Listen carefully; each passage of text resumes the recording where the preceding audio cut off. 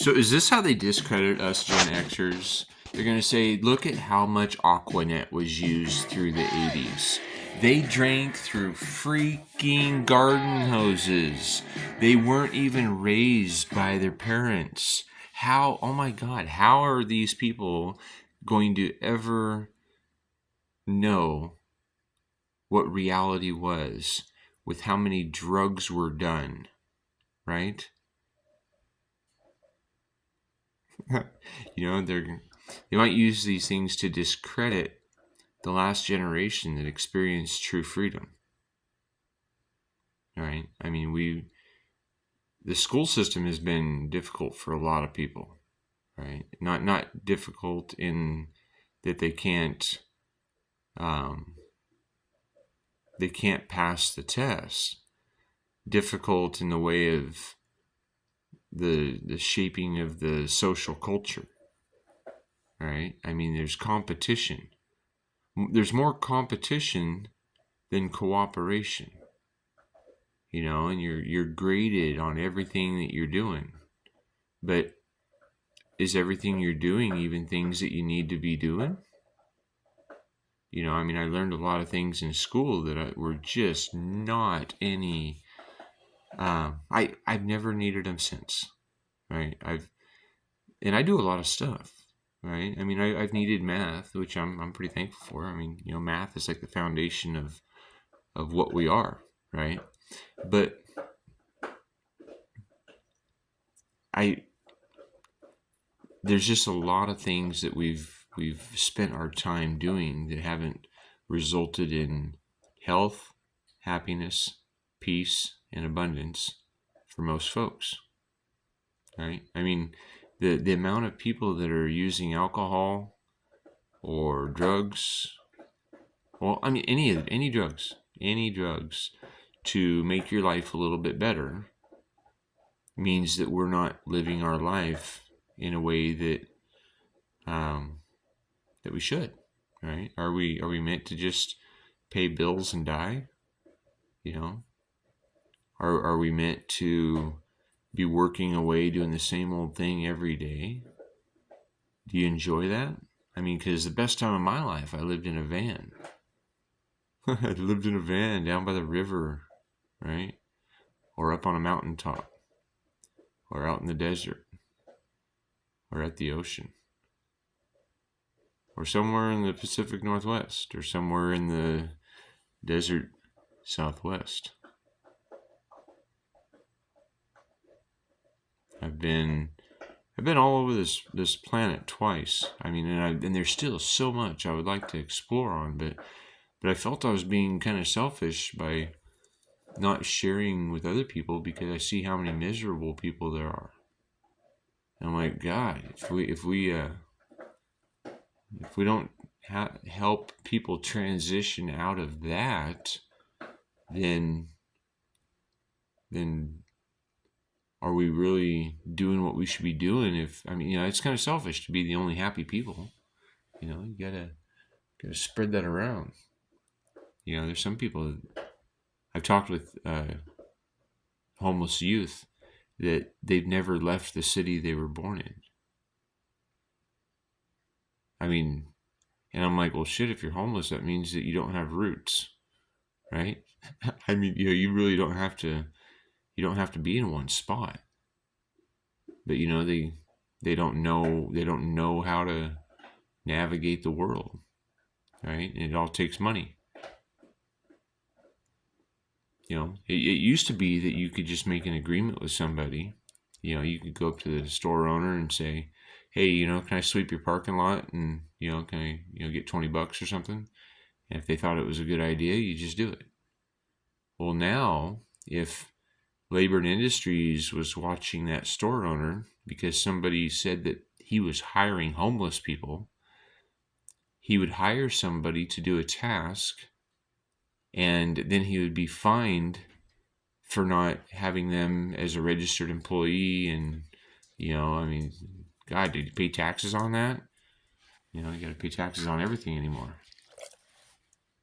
You used to be able to just go catch a fish if you were hungry.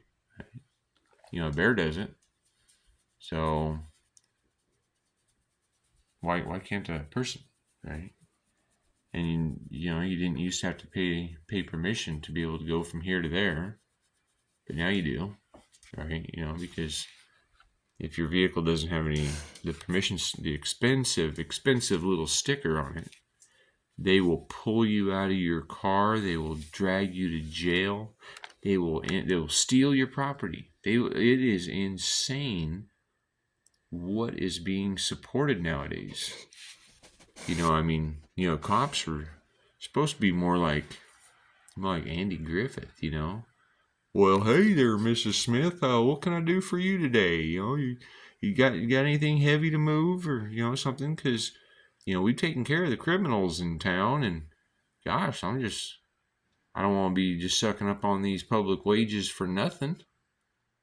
Can I help you cross the street? Now you got cops dragging grandmas out of their car because they're feeding homeless people without a permit.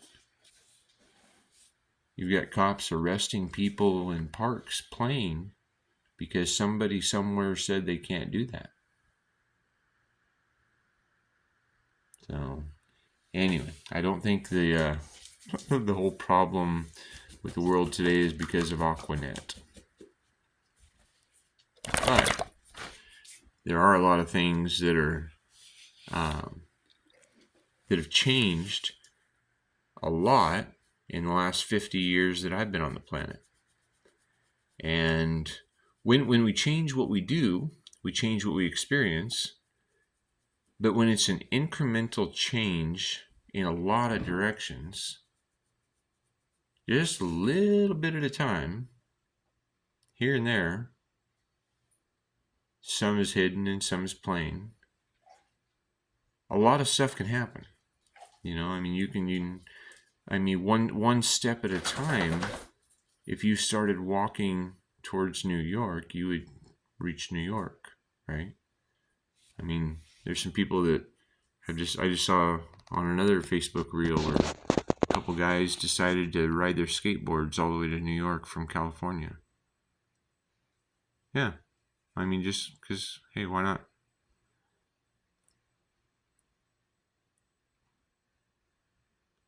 When we start paying attention to what is really, really happening to other people, because, for these people that, have suffered from police violence or losing their kids to CPS, they're going through a lot.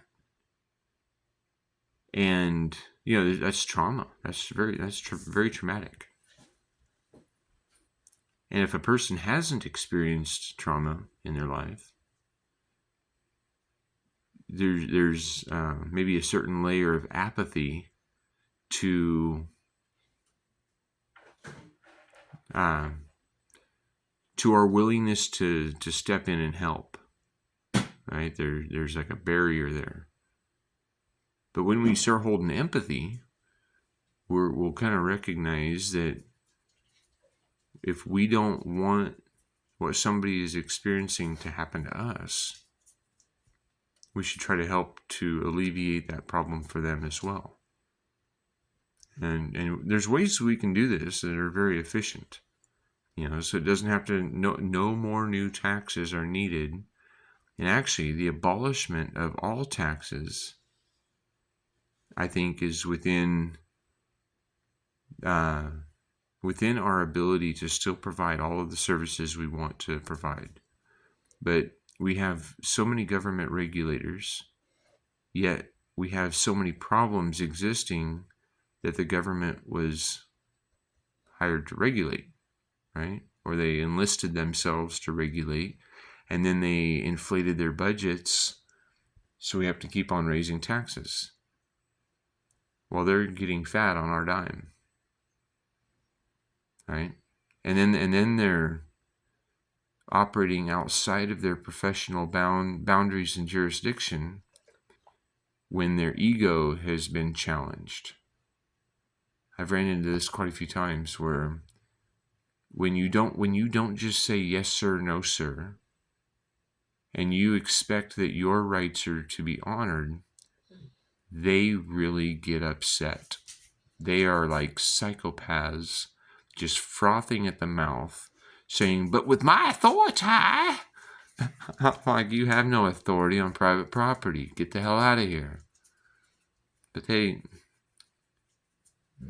I think it's not necessarily out of maliciousness, because they've been trained that way, by a culture, television programming,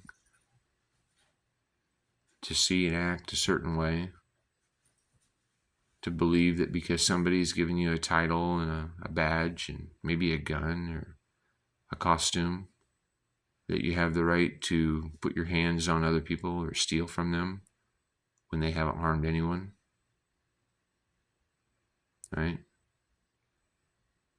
I spent 9 years in the military because I had been programmed a bit by our culture to believe that you're really supporting the people of your nation by joining the military. But then, after 9 years of doing that, I realized that I was working more for the banks and the war profiteers at the expense of humanity. So I quit re-enlisting. And I've been living out in the desert for 23 years, and luckily the apocalypse and the apocalyptic ashram Hawks Haven, we have Wi-Fi and have a shelter for when the winds and the rains and the scorching sun is the normal. But I've learned a lot from all the people I've talked with and gained information from. And so here in my space now, I've recognized not all the solutions to all of the problems, but at the root, I've realized that if we can do what we can where we're at, it eases the burden on everything else, right? And so, and locally is how nature works naturally for everyone, everywhere. And so I'm taking land that was just basically desert wasteland and turning it into an oasis. I've got trees, I got fruit trees that I eat from that didn't exist here before I got here. I mean, they were in the area, but not right here and not for free, right? And you improve the soil, and then you start to be able, you increase the ability to grow food, and it holds on to water. And even in a desert landscape, you can create condensation generation zones that kind of water themselves. And when you learn from nature for long enough, you learn that everything is always happening right now. And if you learn to breathe and you learn to shift your thoughts to where you have control, then your life can get very productive and rewarding, right? And I mean, like, I'm way happier now than when I was serving that psychopathic Uncle Sam, because he caused several of my friends to die by sending them over to somebody else's land with a gun and a tank or an airplane and some bombs. All right? That's how we do that. We have money for war, but not for the poor.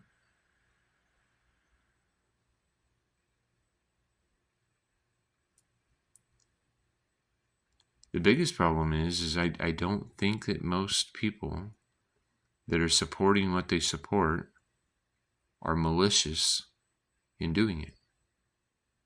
They're just doing what's normal. Right? They're doing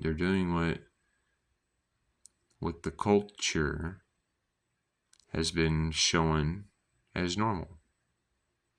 And man, let me tell you, I grew up with people doing their hair like this, and they were in a cloud of toxic fumes for 20 minutes or more. And they were doing this like often.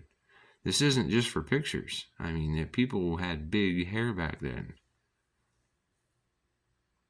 And you kind of wonder, I mean, these are things we probably shouldn't be breathing. And science is, proven that. But it's not convenient because it's not normal. It's like, no, we want to use all these unnatural products on our hair and on our bodies and in our food. We allow our air to be poisoned and the water to become toxic because it's normal. But when it's healthy, it can become the new normal. And healthy people make healthier choices.